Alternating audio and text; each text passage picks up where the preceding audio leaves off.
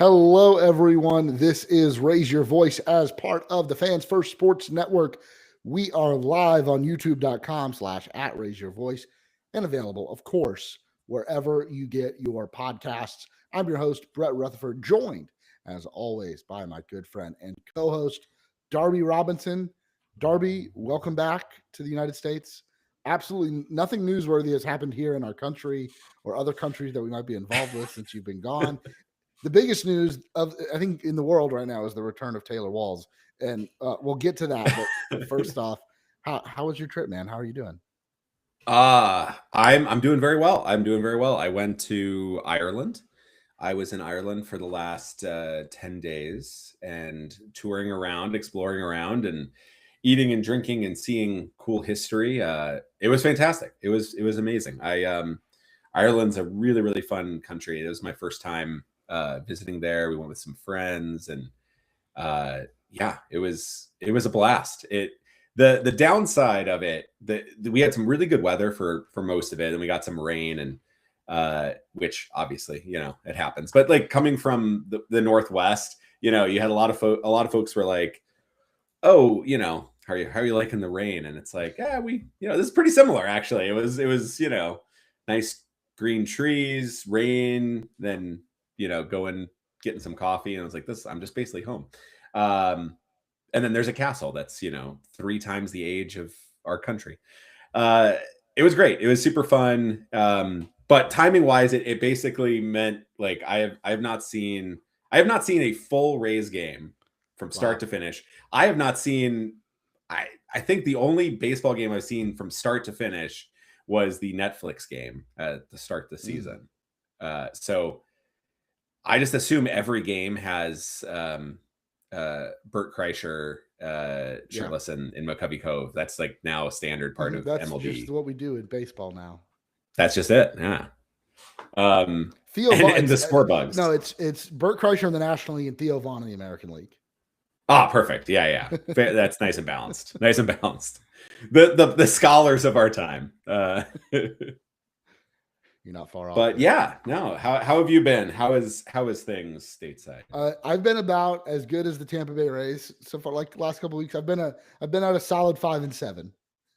There you go. There you go. And I don't know if the Rays are influencing that, but like we're treading water. We're there. Still busy time of year, but it has been nice to watch games and back at the Bulls games, and we had Cole Mitchum on last week to talk about the Rays minor league system. The Durham Bulls, even though they have Carson Williams back, and we will talk about that soon. They're not playing great baseball yet. I actually think this Montgomery team, and Cole and I talked about this a little bit, might be better than this Durham team at the start of the year. And I'm hoping that a few of those core Montgomery players get that midseason promotion to AAA, like Xavier Isaac, once he really gets things going in Montgomery.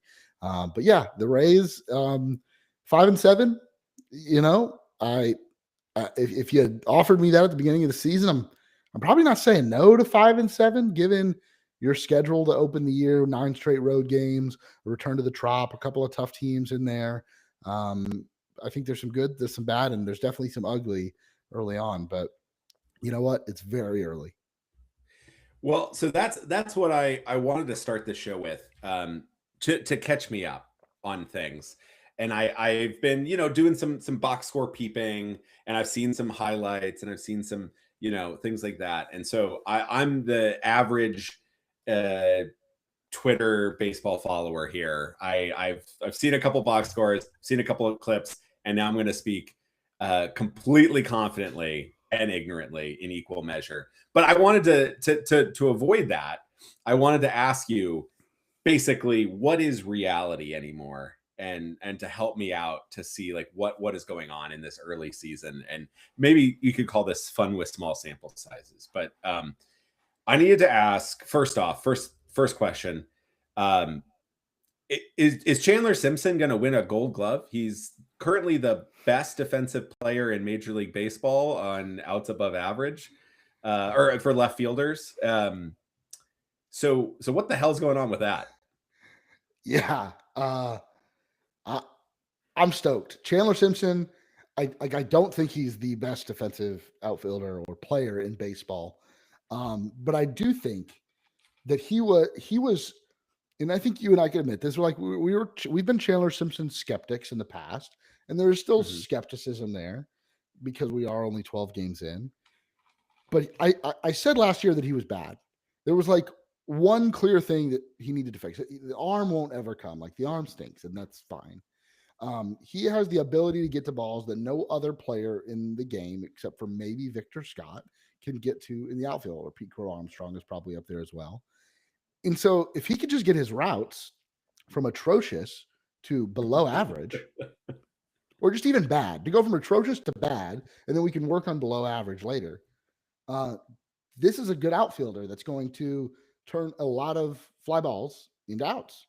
And that's what he's done so far. His routes, there's been some iffy ones. Obviously, not being there in person means I can't see everything right off the bat. But he looks better and he's making more plays, and it looks like he's improved. And it's going to have to stick. There's going to be some moments where I'm sure it's going to look bad out there, but it hasn't yet. And you match that with 429 on base percentage and 5 stolen bases. And yeah, we're cooking with gas here. Currently, he is the 12th best player in Major League Baseball by WAR to start the season. Looking at the list in the top 12, though, also is like I've woken up from a coma, an Irish-induced coma, and it's just some crazy names. You got your Corbin Carroll in there, Yordan really Alvarez. You know, like those are like, I know those guys fit. And then number 1, Waller Abreu, who I'm a fan of. So this has been I've had Waller Abreu stock for a while. I'm in several fantasy teams, so that's been nice. Nico Hoerner is number 2, fresh off a new extension. I love Nico Hoerner too, and I feel like he could have been a Ray in some other universe. There in a lot of universes. Andy Pages is got a 200 WRC plus. Cam Smith, who I think we both talked about, is a guy that, like, when there's some Houston Astros like smoke, and maybe that's your Florida State bias coming through. That was a guy that I was like, nice little buy low potential there. Jordan Walker is finally Jordan Walker is everything you could have dreamt of him as a prospect right now. And he's been terrible in the big leagues, but now he looks like a perennial all-star. And it wouldn't shock me if like that's real. Like he finally at 23, like that's figured it out. That's crazy. He was looking at like Jared Kelenic, right? Like that was like the high prospect hype, all of the talent, all the physical tools. Kelenic has gone completely downhill. Like he's out of Major League Baseball. He's the worst, I think, qualified hitter in the minors. Again, I'm just box score peeping, but like Jordan Walker, when you're looking at that Savant page, all the reds, you're like, okay, this is what you've been hoping for this. And then you got Chandler Simpson, number 12, right there. Like a wild start to the season with a lot of these players. Okay, next question. What's real? Are the Rays the worst defensive team in Major League Baseball? Because that is what the stats are saying. 17 errors. To start the season. 17 errors. They have three error games to start the season. It's the season's 2 weeks. The season's been 2 weeks. That's it. It's pretty bad. No matter like kind of where you look right now, the Rays are really bad. They're a little bit better in defensive run saves than they are outs above average. Has them at worst in the league. Defensive WAR. And this is with Chandler Simpson being now the top like defensive left fielder in baseball. So incredible. He's doing his part. But Chandler Simpson being next to like Nico Hoerner, Michael Garcia, Bobby Witt Jr. in terms of defensive numbers. Crazy. Is just astounding. Up is down, left is right. This was supposed to be a defensive-minded team, right? That was the big key. And they've already made more errors this year than they have. And errors are not a perfect stat, but all of the advanced metrics also say it, right? Like this has been a disastrously bad defensive team to start the season. So watching has it looked this sloppy? It has looked that bad. Yes. in specific instances. I don't know if those are the same instances that are bringing down these defensive metrics as much as they are. You tend to see more things like, okay, how many ground balls and fly balls are you converting into outs? And when you get into outs above average and StatCast, there's a lot more numbers that I don't fully understand that go into it. But there has been sloppy baseball that has led to lots of runs, that has hurt the pitching staff, that has made innings an issue, especially after you lose Pepio and then Rasmussen for a few days. And it is hurting the team.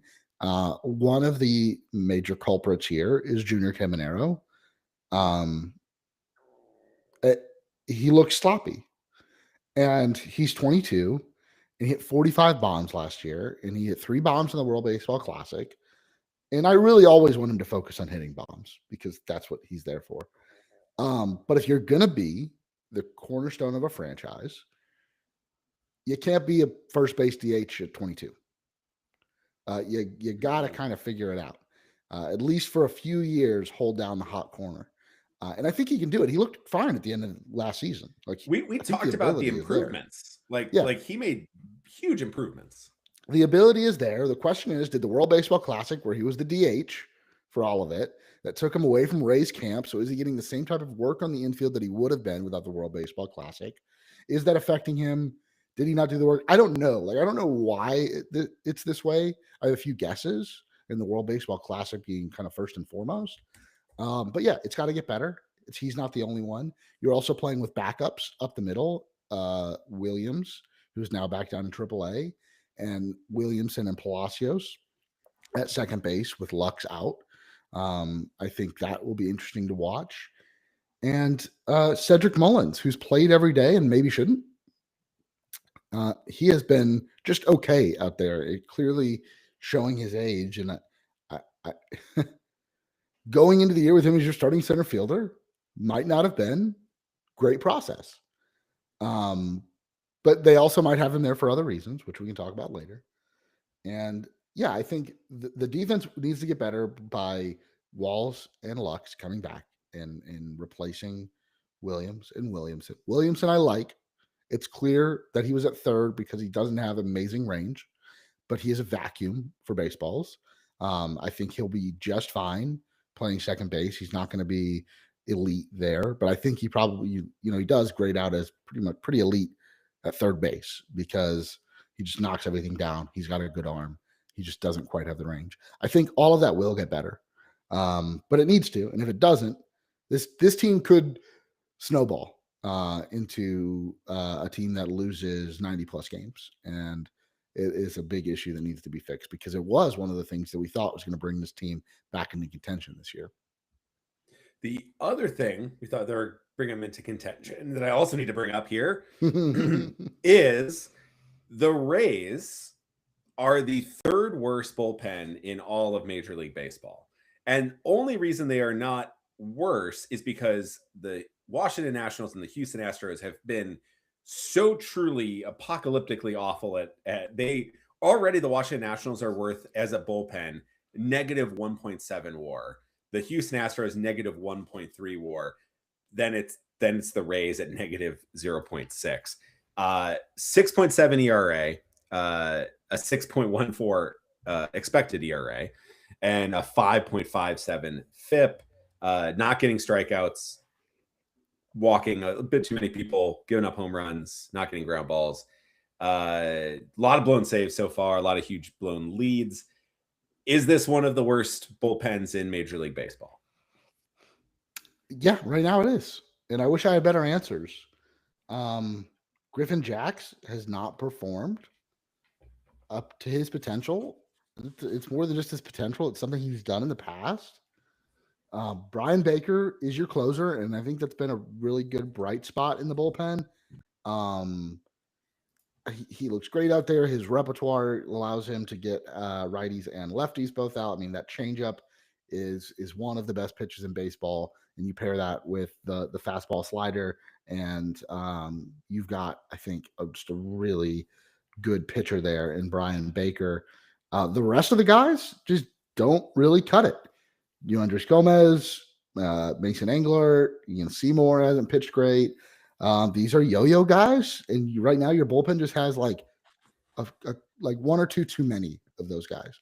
If you could replace those, with like an Edwin Uceda, right? Which that's coming. And Coming right back now soon.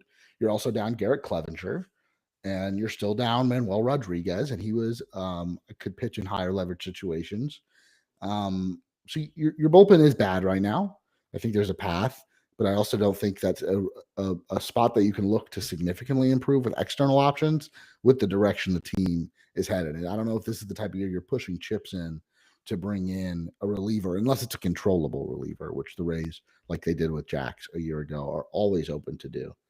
But if I take a step back and I look at the pitching staff as a whole, I see some of the same trends that I saw last year that were really frustrating.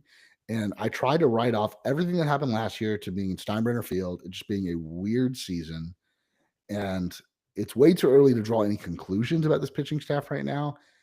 It feels like every decision the Rays have made with players they trade, with players they keep, it's just not working out right now. Like Zach Littell's Washington and doing pretty well there. Jeffrey Springs is doing well in Oakland, and Taj Bradley looks like a really good Taj Bradley again early on in Minnesota. And it's amazing what reading a scouting report will do for you. It helps. I'm sure it helps. Like, do we need to reevaluate? Like, do the Rays need to reevaluate how they manage pitching and develop pitching and do talent evaluation? I think so. I mean, you should always be, looking introspectively. But I don't know. It's disheartening. Again, when you talked about going into the year, pitching, defense, we're back in the Trop. Everything's going to be on lock again. And it's been only 3 games in the Trop. They started with 9 games on the road.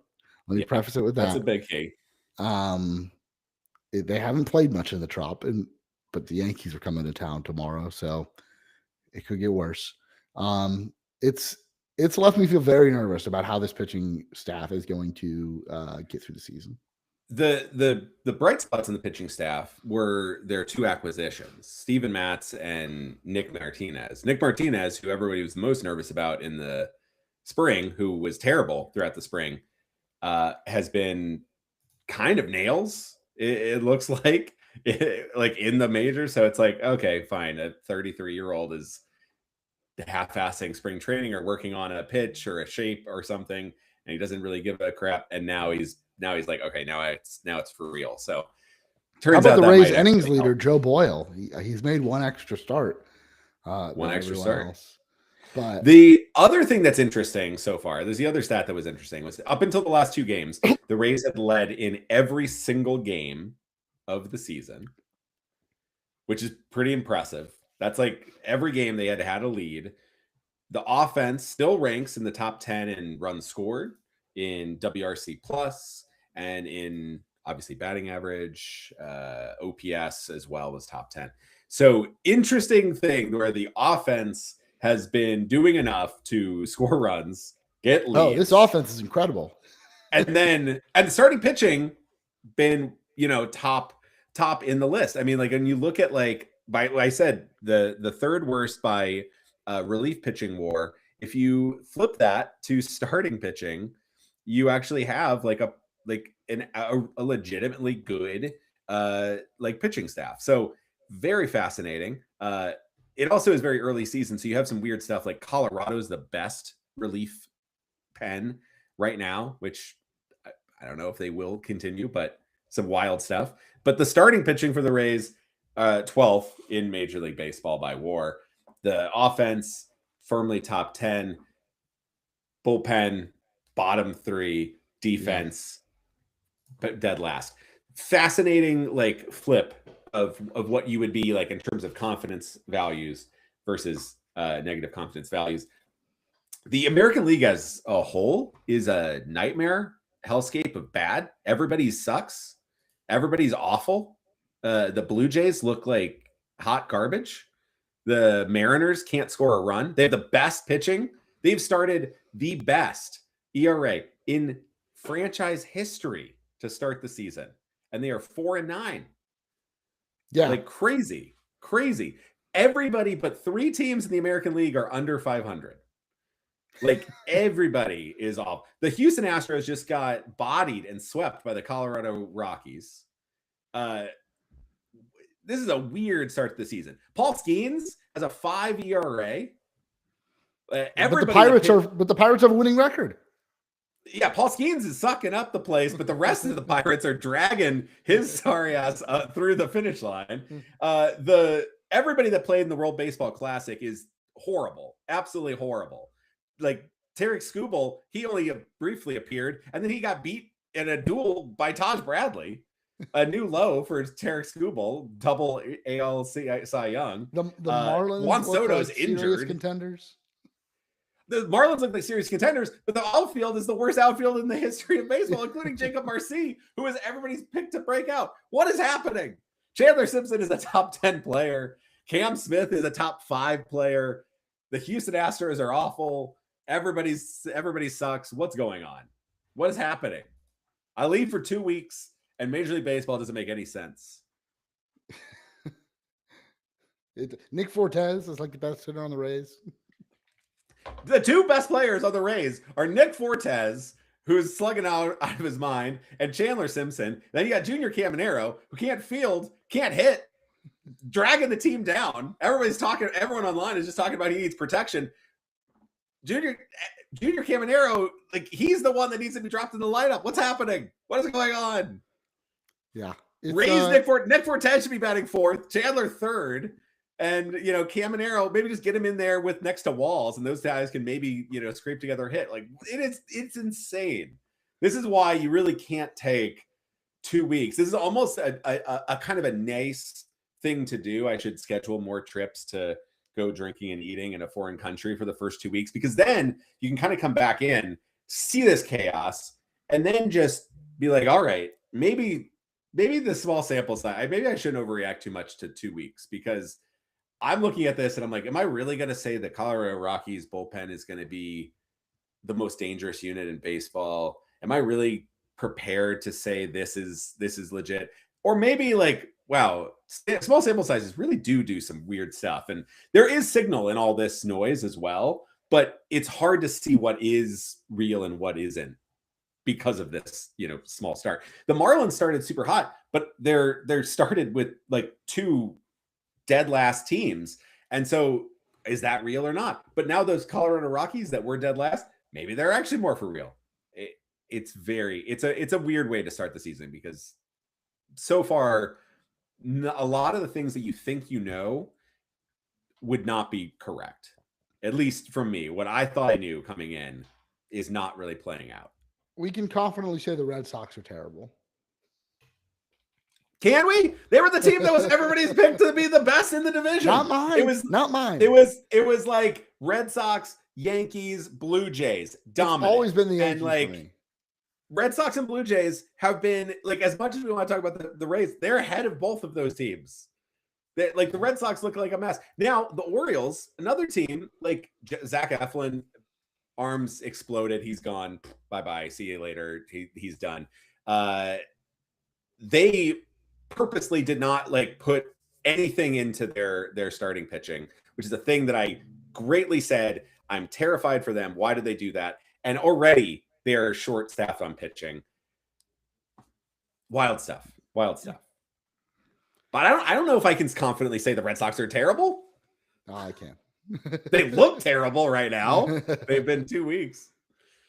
Nobody's eating. None of the kids are eating in Boston. We get our first taste of like AL East play this weekend against the Yankees. I have a really bad feeling about that series. I feel like the Rays, I don't know, they get an off day at home. It's going to be a lot of Yankees fans in there. Sure. There was a lot of Cubs fans in there. After opening day, I heard there were a good amount of Rays fans. And then games 2 and 3, it heavily switched over to being more 50-50 or more Cubs fans than Rays fans. It's going to be the case this weekend too. Oh yeah. That's the reality. Sometimes I do think that when it's a split crowd, it creates like just a really intense environment, which I still think plays to the home team's advantage. Sure. It just gets really loud in that building. And when it's split 50-50, I think the home fans can rally and the home team can rally behind that. So maybe we'll do a little Yankees preview towards the end tonight, but let's get into the Rays news. We've touched a little bit on everything, but I want to dig a little bit deeper. starting with Taylor Walls is back. He's back. Like no rehab assignment. There was no word that like he might be back in the next couple of days. He was just activated. And Carson Fastest Williams, oblique injury heal in the history of time. Yeah, definitely. And Carson Williams goes back down to AAA. He did not have a great start to the season at the plate or defensively. It was early, but were you shocked at all that Williams was the one to go down and not a player like Palacios or Williamson?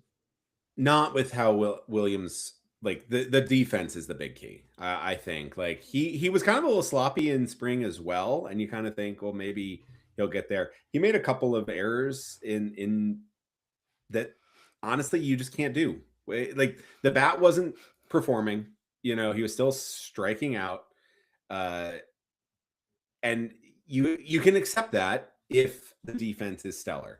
You cannot do that if the defense is sloppy. And so when he's getting sloppy on the field, you kind of knew. Like I think right now, early season, again, because it's so small sample size, it's hard to say like anything you've seen changes marketably your opinion. So at the start of the season, it was going to be Taylor Walls over Carson Williams. And I don't think anything in those 2 weeks changed that opinion. And so I think this is the simplest thing is Carson needs full-time work, and he has things he needs to work on to improve if he's ever going to make it back into the majors with anybody. And so the best way to do that is get consistent time in a place that doesn't really matter. The scores don't matter as much. Taylor Walls, he's here because the defense is there, and that's kind of the perfect time. Like it's the perfect player for a team that's struggling on defense as like one of the major things is a guy who's widely considered the best defensive shortstop in the game. Palacios is maybe soon to be not here, but he's also started. He has taken the early season job very strongly, where Carson kind of didn't. Carson, I think we were expecting Walls to be out for like a month, and that would have given Williams like a good like runway to sort of see like can he sink or swim. 2 weeks is kind of tough. He played in 7 games. Like even if he was performing really well, I don't know if that would have changed anything. Like even if he did what Palacios did, which has been hitting hard. Which does like if I don't know the extent of Wall's injury, like I don't know what went down, but if they were eager to give Williams more playing time now, wouldn't they have like just sent Walls on like start the week in Durham, play a few games, we'll bring you back for the weekend. Like we just want to keep Carson playing. It felt like they were ready to just, all right, we need Walls back and we need him quick. Can you play tomorrow? Yeah. And then Monday morning he's and he played all 3 games against the Cubs, started at shortstop and hit ninth. I think that's where he's going to be. Lux is the next player to come back. He could be back tomorrow. It seems like he was in Durham all of last week and the start of this week. They were playing in Scranton, and he looks fine. Like he, from what I saw of him last week, looks fine defensively. I don't know what his hitting stats were, but it's going to take him some time, I'm sure, at the plate. When he comes back, like if it is Palacios, which makes the most sense, what happens to Ben Williamson? Does he just become short side of the platoon at second, and then like once a week at short? So he's playing 2, maybe 3 times a week. I think you can mix him in a bit more. Like I think you can absolutely get.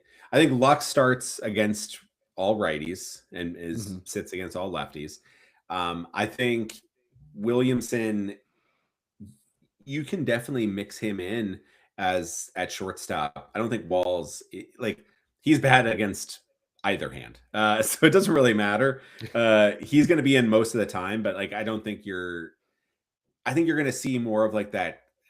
I think you might see more of like the Caballero Walls split, where it's like Williamson might get like a game or 2 at shortstop during a week. If it's like all righties, you still are going to potentially not have Walls in there every single time.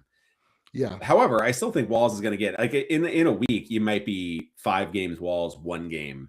That's what I'm thinking. And then if there's one lefty that week, he gets 2 starts. If you face 2 lefties that week, you get 3 starts. And that and I feels fair also for Williamson. I also would not be surprised if we see Williamson subbed into games more. At third? For at Yeah. I mean, last year we saw that a lot, right? Late in the game, you had to get You, Junior out of there, and he you improved enough that you probably didn't really need to do that. But every 2 or 3 weeks, you probably have a start at third as well. And Junior Mhm. goes to DH and a Ronda, like maybe against a lefty. You get Yandy. I don't think Yandy has started at first yet. You get Yandy at first, and you DH Junior, and you start Williamson at third against a lefty. Yeah. That wouldn't shock me either. Um, it, Palacios, it's crazy. He hits. He's always hit when he's healthy. And so the defense, He I'm actually always like hits. I'm pretty down on his defense. I don't think he's that great anywhere, but he's Mm. serviceable. Uh, is it unfair to Richie Palacios, who has stayed healthy and has hit when he comes up to bat, for him to get sent down for Gavin Lux here? I think it is a bit unfair because like you can only ask to do so much, and he did it. But I also don't know where he plays otherwise. Like I think this is where it gets back to like what I said with Carson Williams and Walls. It's such an early part of the season that you don't really I don't know if you know anything more now than you did 2 weeks ago, enough to say like if you were going to start the season and it was going to be Gavin Lux over Richie Palacios and Palacios starting in Durham, then I think sticking with that right now still makes total sense. It's the cleanest. He still has an option. Um, the other option there, I mean, like I have thought about it because of usage. Ryan Vilade has not started a single game in the last week. He's barely played at all. Like basically Friday, Saturday, Sunday, Monday, Tuesday, and then Wednesday, he has not been in the starting lineup any of those days. He has pinch hit like twice, I think. Like this, he is not getting action. He does not have an option. He's getting the Austin Shenton treatment. It's a little weird. I mean, like, I think it's one of those guys where they clearly liked him enough. You know, he made the team, he made the roster, and he's a right-handed bat, right? Like he has a bat there. They like him enough that like when he does play, like he is higher in the lineup, but like I don't know. It like he if you're not used, then he's the very dead last on the roster. This wouldn't be the worst time of year to just, see what you can like It, you could it's keep also a Richie tough time of because he year can do a to, little bit more stuff. yeah, it's a tough time of year to be on the short side of a platoon because you're also not playing when a guy needs an off day because the off days are No. built in. The Rays have had 3 off days so far and they've played 12 games. Right. Those are your off days. So like Jake Fraley has played every game. Cedric Mullins finally got an extra day off on Wednesday, which might have been more than a day off. We'll talk about that in a second. So Vilade, like you get into June, right, where you're playing, 28 games in 30 days, and a couple of guys just Jake Fraley might need another day off. All right, Ryan, you're starting against a righty today. You start to pick up more playing time that way. So I think that's one reason. I'd like to see more of him before we give up on him. That's the thing. So Palacios Right. also makes the most sense then. It seems like that would be the Rays' move to make is to keep the guys that don't have options as long as you can. Right. Early season. It We'll have to just see. it makes a lot of sense. The other bit of playing time that I'm curious about moving forward is center field. It's been Cedric Mullins. He's Hmm. looked pretty bad. Johnny DeLuca, who has looked pretty good, Hmm. has not gotten the playing time that I think he deserves. He did get a start in right over Fraley against a righty, and then he got a start in center on Wednesday over Mullins. So is he playing 1 out of every 3 days against a righty and every day against a lefty? At what point do you think, okay, DeLuca just needs to be our center fielder or our right fielder? I think this is a tricky again. It's early part of the season, so you really are not. It's too few games to like fully definitively say like, okay, you brought in like these guys. Like when does heat play over them against a righty. But I want to see more Johnny DeLuca. Like I've liked DeLuca. I've been a big fan of him. Defensively, he's the best defensive outfielder the Rays have. And I think the bat is like kind of interesting. Like it's not enough power to maybe last long term, but like it's a really good contact heavy approach, doesn't strike out a lot, can kind of get on base. And I like that profile a lot. I think the Rays lineup in general, they've greatly reduced their swinging strikes. They've greatly reduced their strikeout rate. They've greatly increased their contact rate. And that has definitely helped them, right? It's made it a more dynamic offense where there can be games like the last two against Chicago where they're making too much contact early, so they're making outs early, or those sharp balls eventually find gloves. That can happen. You need to have a couple more hits to kind of drive in runs. But I also think like we have seen that style of offense be really, really successful. We've seen it with Cleveland. We've seen it with Milwaukee, where like a contact heavy approach can really help. But the problem is you can't have guys in that contact line that kind of fail there if they can't hit home runs. And Cedric Mullins is in a tough spot where like he is striking out a ton. He's whiffing a ton. He's not making good contact. DeLuca can give you a much more professional at bat right now. But this is also so early. Like I have a hard time believing, even though I'm not loving the under the hood numbers, which is what I'm mostly going off of from Mullins. I have a hard time believing the Rays signed Mullins,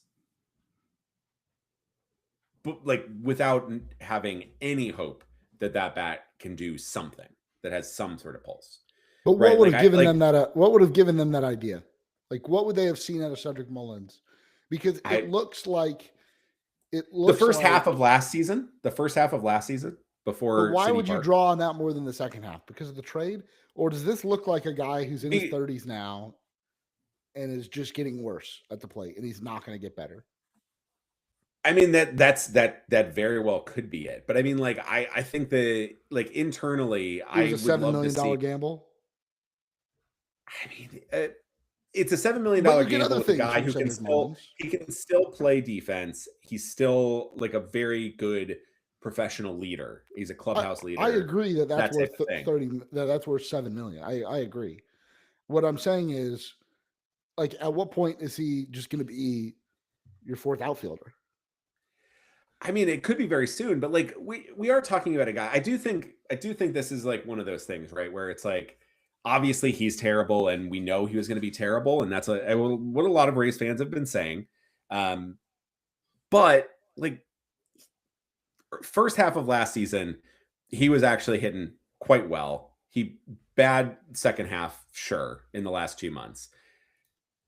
The year before that, he was over 100 WRC plus. The year before that, 98. The year before that, 107. Like, he's been a positive player. Like, the defense was trending worse. But, like, he's not a huge liability on defense. The bat has been solid. Like, I don't know that you can say that this is like he might have just fallen off the cliff. You know, age catches up to everybody. Well, he's also 31, not 36. You know, like that's the other thing.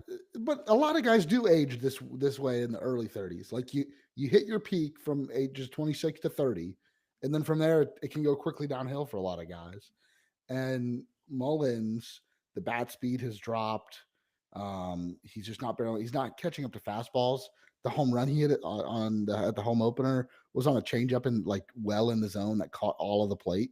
That's probably the only pitch that he's going to get around on and hit out for a homer. He'll pounce on good pitches or on bad pitches because he's a veteran hitter and he's seen a lot. But he's going to get outmatched, I think, a lot. And at what point do you take a guy like Johnny DeLuca, who's better defensively? But like Johnny DeLuca, I think, is just a better player than Cedric Mullins at this point in their careers. And I don't disagree with that. You've got Chandler in left. He's sticking in left. And Fraley, I don't know about Fraley. Maybe there's an outfield with DeLuca and Mullins instead of DeLuca and Fraley on, in center and right. He looks like he's toast. Now, with that being said, there's still value. like you said, he's a leader. When he hit that home run, the video of Chandler Simpson going from third to home, he was on third base when that home run was hit. That was really cool to see. Chandler Simpson's a guy that wears his heart on his sleeve. Like big celebration. Seems like a great team player. And to see him, get so excited for a veteran who was slumping to start the year, get a big home run in front of the home crowd. That was cool to see. And I think Cedric Mullins can be that type of leader in the clubhouse where guys just look up to him. This guy's been in the big leagues for a long time. He's had 30 home run seasons. Has he won a Gold Glove? Like he's been around. Excuse me. So I think there's value there. I just wonder if having him on the field all the time is going to start to hurt you, and I fear that it might. But it's possible. I still am. To me, I'm too early to fully press the panic button, but I do want to see more Johnny DeLuca. So I'm torn here because I have a hard time believing that Mullins is this bad. Right. Like, I mean, like this bad. Like he's at a 5 WRC plus. He's the lowest rated Ray on by negative 0.3 FWAR, even lower than Carson Williams. But like, I think the thing is I'm between two things, right? I think right now, like Jake Fraley's also been really, really bad results wise, but he still has a 12.5% walk rate, and he's had some decent enough contact. Like it's been poor so far, but you still he's had better at bats than Mullins. Than more, and he's had better at bats for sure. I think like right now, you're not playing either of those guys versus lefties, but you also don't want to just play Johnny DeLuca versus left-handed. Yeah. Like guys, no, like I think he does. He has. I think we're starting more to see that this week. And does that give you enough playing time where you're starting to weave him in? Where okay, he's getting one start a week in right, one start a week in center to get Mullins and Fraley off their feet, and anytime against lefties. So then you're looking at 3 to 4 starts, maybe 5. Which okay. I don't know. DeLuca's I don't mind also some games like Kevin Cash. We've seen a lot of movement. This is the thing with this lineup that I think we've saw coming in was that this was a very he had variables to work with. He had guys that he could play with. Like so Johnny DeLuca and Ryan Vilade maybe not starting, but those guys are going to then potentially be quickly off the bench in like the 6th inning and play the second half of the game. So it's like it's the opener. Cedric Mullins is the opener for the first 3 innings, gets 1 at bat, and then it's Johnny DeLuca for the rest of it for the bulk. Like I don't know if that's I think we could. I would like to see more of Johnny DeLuca, whether that's starting or whether that's maybe a more aggressive pinch hit in like the 4th inning. Be like, you know what? There's 2 guys on. There's 2 out. It's Mullins up. Maybe this is like, and there's a lefty coming in. Like normally you wouldn't be switching that up early, but like maybe you just be aggressive. Be like, well, we can go DeLuca, and now I'm fine riding him the rest of the game. I would like to see a bit more of that, but I'd like to see more Johnny DeLuca. I think he's a really interesting player. He's a bottom of the lineup player who can be more kind of the middle when it's against left-handed pitching versus right-handed pitching. I think he still provides you some quality at bats and like great defense. So big fan of Johnny DeLuca. I'm still not fully panic button on Mullins, but like the glass thing is now lifted. Like the keys have been inserted, they've been turned. We can now press the button at any point. We've done all of the setup. The code has been read. We're ready to press it. I probably shouldn't be using these metaphors with. I don't know how where you're going. We were so only when it comes to Cedric Mullins panic, not anything else. Let's shift to pitching. Shane McClanahan. We haven't talked since Shane McClanahan made his return to a big league mound, and like I don't know, maybe my take is very vanilla, but he looks like a guy that hasn't pitched in 2 years, and I'm not worried about his floor. I think he still is a very high floor starting pitcher if he can remain healthy. And my opinion hasn't changed too much on his ceiling because I did not think his ceiling was very high coming back from the Mm. issues he's dealt with. Guys, he's 29. He's a left-handed starter that was throwing 100 miles an hour. Um, this is not a guy that's going to throw 200 innings for 15 seasons. That's just not how it works. He has the He's here for a ability. good time, not a long time. Yeah, but I do think he has the ability to change how he pitches and entering this kind of the second stage in his big league career. And I think we're starting to see him work through that, and it's a work in progress. And he's been fine through 2 starts. There's been some good and there's been some bad. And it's going to take time, and that's okay. And it hurts when you're also without Pepio. And then Joe Boyle is like flip a coin on every Joe Boyle start, which I think is fine for a 5th starter, right? You can either get like 6 innings and 8 strikeouts, or 3 2/3 and 5 walks. Like, I mean, even the last game, where he got tagged for 5 in an inning, that it's his fault for walking so many people, but like also there was like 3 errors on the same play and then another error in that same inning. Like maybe some cleaner defense and it's like a 3-run inning, right? Which is still not great, but like you're taking you take that because like the very opposite side of things is for the first 4 innings of that game, he was like absolutely cruising and like very difficult to hit. So I think, I think the problem I think with Shane McClanahan and Boyle and like Matz is that there's a lot of guys who are like pretty solid 4th, 5th starters right now. And when Drew Rasmussen has to go on maternity leave, you really miss him because you're like, okay, well, we can kind of piece together 4 serviceable innings from Shane McClanahan or 5 innings where it's starting to go off the rails from Joe Boyle. It's hard to do that, and then also a full bullpen day. Yeah, and even Rasmussen, right, who's your quote unquote ace, is going 5 innings. Mm-hmm. Like they're 5 very good innings usually, and there's going to be 5 early. I mean, I think last year he was getting up to 6 pretty consistently, but like early season especially, he's not going to go long. And I do think there's value in having a starter that like can give you 8 every now and then. And maybe that'll be like the Nick Martinez's and the Steven Matz, the guys that are here just they're older, they've gotten paid, let's just pitch.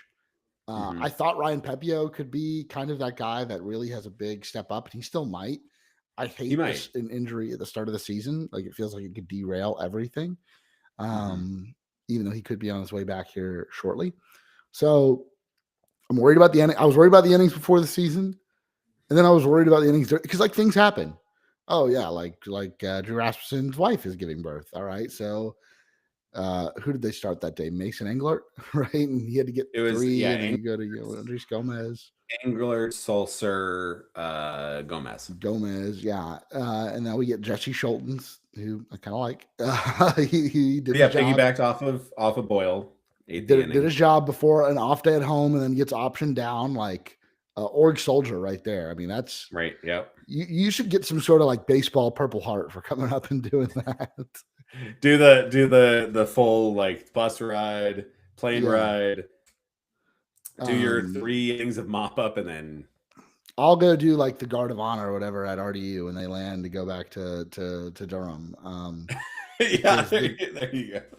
The Durham shuttle is alive and well, and I think that's going to continue. But I think a really good bullpen reset day today to have an off day at home, gear up for a big series against the Yankees. Would not shock me to see Kevin Cash could be aggressive with them, especially early on. And with Drew Rasmussen on the mound, like you got to try to find a way to win 1 game this weekend against a really good Yankees team. So if the opportunity arises itself if Rasmussen does indeed pitch Friday and you've got a lead going into the 6th, 7th, 8th, unload all of those guys, Jax and Biggie and Baker. You also got the off day on Monday after. Oh, so you have another off day. Off day 3 games off day. So you can pretty much go like you're probably going to see Biggie, Jax, like you're pretty much going to see Biggie, Jax, and Baker at least all pitch. I'd say at least 2 of these games. Yeah, right? and Kevin Kelly gets the gonna ninth. All of them. Kevin Kelly. Save. Is there a prop bet anywhere? Kevin Kelly to get a save this weekend against the Yankees? I'll call Probably one of the books and set that up because I could totally see him getting like Judge in the ninth because we've used Baker in the 8th to get a certain matchup, and then it comes back around, or Judge in the 10th, and he has to strike him out. I could totally see that happening this weekend. Strikes out Judge and then gives up the a lining double to like Ryan McMahon or something to break his 1 for 29 streak. Judge easy, obviously smoke him, but then watch out for Oswaldo Cabrera. Is he still there? I don't know. Let's talk about the return of the Trop. Man, that was cool. It was cool. I think they did a really good job in the lead up. It feels like they've done a really good job getting that stadium back to like I wasn't sure, right? And if it was old ownership, like you don't know how this would have been approached, if this would have been approached differently. I am glad that they saw this opportunity to like regain fans' trust. We're not regaining it, they're new, right? They're gaining it for the first time. And if you showed up in like a half-assed ballpark, I think fans would have been upset, and rightfully so. So I think they put a lot of work into this. And everything has looked good. New video boards, new turf looks great. Lighting looks great. Looks bright. Looks bright. Really bright. Like that first day game, the home opener, was bright. Like I love how much light, natural light. Seating areas look good. They're doing what they should be doing, and good crowds this week. And I don't know. I'm excited that they're back. I'm going to a game in like 3 weeks. Really excited about that. And it'll just feel good. It's been, I haven't been to the Trop since I didn't go obviously last season, and I didn't go in 2024. I think it's been since 2023 that I've been in the Trop. So my first time in 3 years. That's the longest by a long shot that I've ever been gone without going to a game at the Trop. So I'm very excited. What did you see or what did you hear about the return to the Trop towards the end of your trip? What were you able to find on the internet? I think there's a lot. I mean, I think just like generally a lot of good, positive buzz. And I think what I saw, you still get a few people out there that are just trying to, talk shit, and then they realize very quickly how many shooters the Trop has. Like a lot of people will just absolutely come out of the woodwork.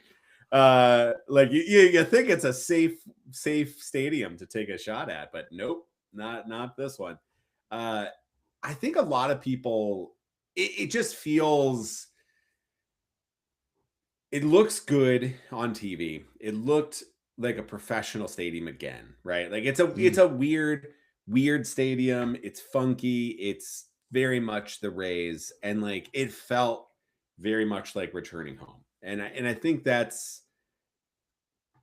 think one of the things from it is like there is obviously a lot of momentum and push and talk, and the next month or so is going to be really busy with, or early April will be really busy with the talk for the new stadium and votes and all sorts of stuff like that.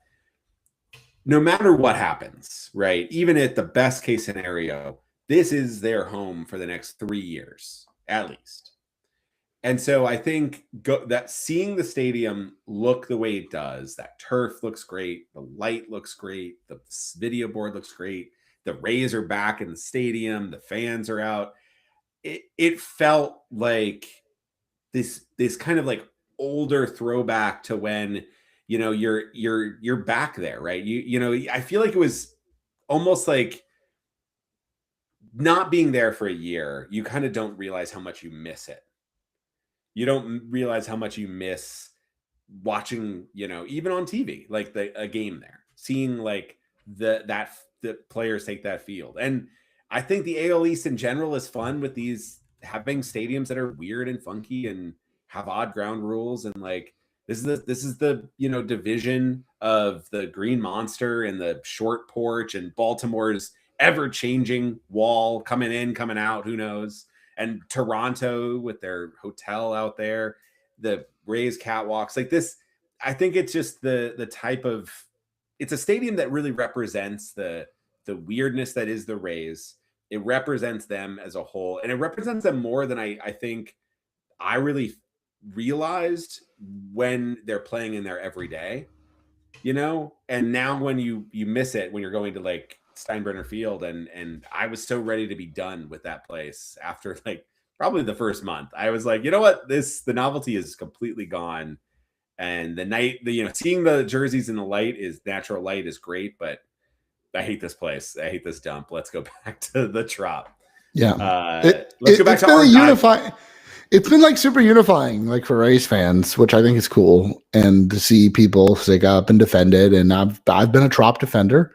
It's the ballpark where I grew up, and so I'm really excited to go back and see what it has to offer and hear the home run sound, and just like the smell. I've heard the smell is the same. A lot of people are worried about the smell. Like with everything, like it loses its roof, it might lose that smell. The Trop smell is apparently still there. So if you know, you know. The Rays tank is back. The Rays, the Countess Rays are back.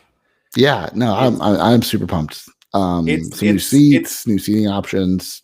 It looks good. It's like your favorite dive bar, right? Like we talked, like Oakland. That was the thing at the Oakland Coliseum, right? The last dive bar out there. There's something about a baseball stadium, especially even ones that are funky, weird, old, and maybe like a little bit crappy.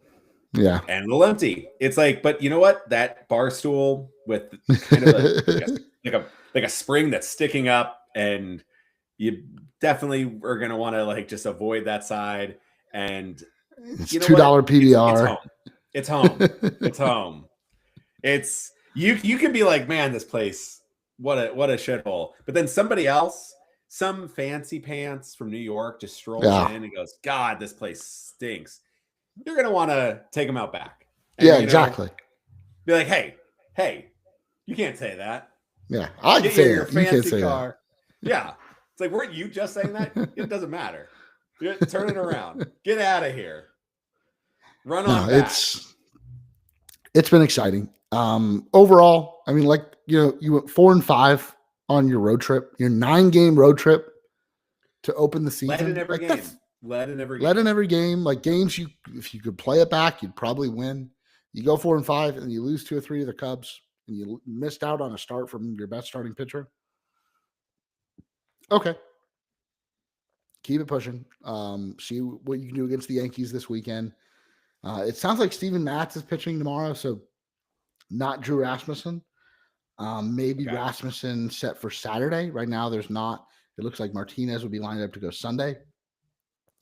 And then maybe your just off day switch those around. And so maybe you go Ras on Saturday. It might have already been announced, but I can't find it. And we don't know about like any more roster moves. Like the corresponding move for Schultens hadn't been made, so you could technically go fresh bullpen arm.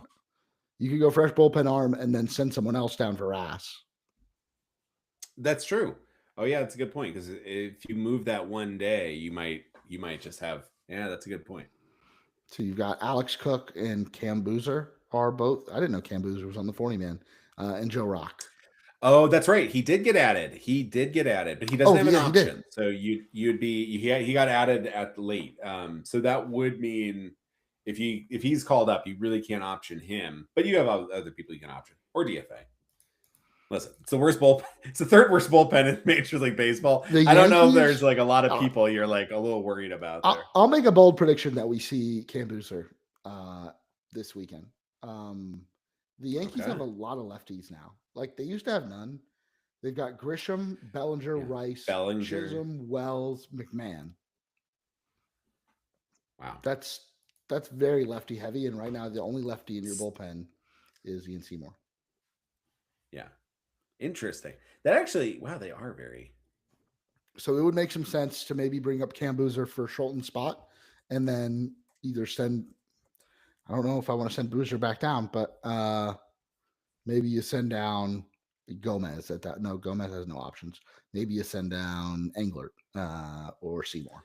Yeah, So we'll you see. have Judge, Stanton,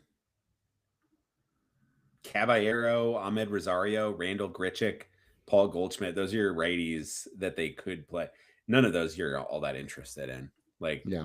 if they're putting in Paul Goldschmidt or Ahmed Rosario, Randall Grichuk, that's not like you're not game planning around that. You're fine if Rosario's like coming in, or even Caballero, It's going to Wells, look. Chisholm, Rice, Bellinger, like Grisham. Those are guys you really want to like plan around. So Right. yeah, I think you might be right. I like that. I think Boozer makes sense. Like after Judge, you have like Bellinger, Rice, Stanton, and then Chisholm. Like that's a really dangerous row there. Stanton honestly is just great. He's just like, he's gonna if you don't execute a pitch, he's gonna send it 500 feet. Yeah. Righty versus lefty, it doesn't really matter. Like I don't think you're giving up too much on a lefty matchup, but you get a big advantage against guys like Rice, Bellinger, Chisholm, and those are three of the key bats that they have. So yeah, if I'm looking at that, a lot of their lefties are really dangerous, and the righties that are dangerous on the Yankees are just dangerous no matter what. They're Judge and Stanton. So like, I don't think the pitching matchups line up great for the Rays here. Tomorrow it's going to be. I think tomorrow looks best. You've got Luis Heel versus Steven Matz, and Heel coming up from AAA. I feel like you can just leave the bat on your shoulder a lot and let the rest work itself out. The next 2 days, though, you're facing Max Fried and Cam Schlittler. If you get Rasmussen versus Fried, obviously you feel a little bit better, and then it's probably Schlittler versus Martinez on Sunday. I don't feel. I feel like Schlittler could shut down the Rays right now. So we'll have to see about that. The lineup feels good. I mean, hey, if you win 2 out of 3, great. If you lose 2 out of 3, meh, whatever. Just don't get swept. Don't get swept at home by the Yankees. Mm-hmm. Like Rays Twitter, I think would be in full meltdown mode if you get swept and you're 5. Oh yeah, they're already always on the like. I feel like they're particularly like on the edge this year. I don't know what's going on, but like it's all Kevin Cash's fault. It's Eric Neander's fault. It's Eric Neander's fault. Yeah, we've lose and Kevin Cash's fault and Kyle Snyder's fault. No lineup protection. Kyle Snyder, what is he doing? Why are we trading Jeffrey Springs? Why are we trading? Yeah, Jeffrey Springs out of nowhere. Nobody has thought about Jeffrey Springs in 2 years. And then he goes 7 shutout once for 2 years. Okay. I love Jeffrey Springs. Do not get me wrong, but he's been hurt. I think Rays fans have a really big problem. It's not as big a problem as the Yankees fans, but it's in a similar vein because there's probably a lot of like overlap there. I'm not gonna lie. In the sense that a lot of Rays fans just do not watch other baseball teams. So it's like you're like seeing that Jeffrey Springs had like a really dominant performance, and you're like, oh my god, everybody that the Rays traded is great. And it's like, okay, but like, have you seen that he's been injured for most of like the last 2 seasons, like that, like since the trade, like that is sort of what happened. Like I feel like you have this like one little core memory, which it's fine. That's fine. There will be a time like we can do a whole episode that we do start to. We might have to when we need to like, bump up the ratings a little bit with like discussing like, Eric Neander and the Rays front office and like, is it time for some like new ideas? But I think right now a lot of people are in this full level where it's like when I look at I talked about 2018 as like a very much like an analog for this season. Like it had a lot of feel of 2018. I look back on like 2018, the start of that, because I don't really remember. And like they were 1-9 to start that season. They were bad. 2-13. There was a game 15. Either in Baltimore or Boston where like every pitching decision was bad. Like every guy you brought in the bullpen was terrible. And I'm arguing, I'm like, they should just leave. Don't let Kevin Cash on the plane back to Tampa. Like it was absolute mess. We were going really bad early on. And that team eventually won 90 games. Yeah. So like, like this weekend could be an absolute bloodbath. Or they could sweep. And then they'll be like, and then people will be like on the other end of things, like absolutely going crazy. I think the biggest thing for me is the start of the season, and it's easy for me to say because I would, be going to bed at 2 a.m. when the games would just be starting, and then I would also be waking up and I just see the results. Uh, but I just think like these first 2 weeks, I have not been living and dying on the ride, and so now I can start. I can go back to going like absolutely bizarre world, but I do think like there is the season kind of needs to get into a breath before you even know what you have. And I feel like we are still in the like we don't even know what we have. Like we don't know who's good and who is bad. There might be some guys that are bad right now that are going to be really good, and there's some guys that are really good that could be really bad. And you hope it's not the guys you like, but you know, I don't know. This is an early start to the season where I don't know. I feel like the Rays are in a spot where they've also given you enough that makes it even more hard to find like a strong narrative as to what the team is. They've had enough games with enough things that are different. So you can't be like, we knew this team couldn't hit and couldn't score. So we know that's going to be a problem. They've been hitting and scoring. They just can't pitch, but you're like, you're going to pitch. So I don't know. I'd say like, there's enough out there that anybody can build any narrative they want, and It's been a clearly 5 that's and what 7 people start. like to do. It's been in every sense of the 5 and word. It's 7. been a 5 and 7. Like you're not playing great. There's a lot of reasons why. You could win more games, or you could still lose. We don't know. That's what we get to find out. I love the roller coaster ride. I love it. I think that's going to do it. We covered a lot of news. I'm sure we'll have more next week when we get back. But thank you guys for listening. We've been live on youtube.com/@raiseyourvoice. If you're still watching along and you haven't already, make sure to like this video, subscribe to our channel, and turn on those notifications so you can join us whenever we go live. We're also still available wherever you get your podcast, and leaving a rating review on Apple Podcasts or Spotify is a great way to spread what we do to more and more Rays fans. And if you love what we do on here on Raise Your Voice, you can head over to patreon.com/raiseyourvoice and become a Raise Your Voice member for as little as $1 a month. There should be a link on the screen over here in the middle. If you want to head on over to patreon.com/raiseyourvoice, help us do things like be here live on YouTube and host the podcast as costs have gone up and funding from other sources have gone down. So we would appreciate your support on Patreon, but no pressure whatsoever. As always, make sure to head on over to draysbay.com to check out all of that great Rays coverage. Once again, thank you guys for listening.